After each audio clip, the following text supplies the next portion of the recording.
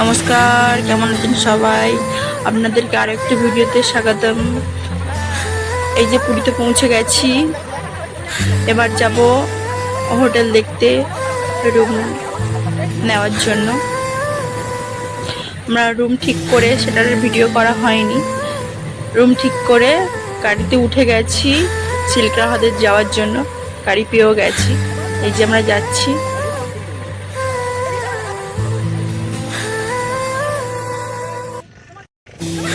চিল্কা হ্রদে গিয়ে এই যে কত শঙ্খচিল ছিল, এদেরকে খাবার দিলে এরা খাচ্ছিল আর আমরা খাওয়াচ্ছিলাম। বেশ মজা লাগছিল নৌকাতে বসে বসে।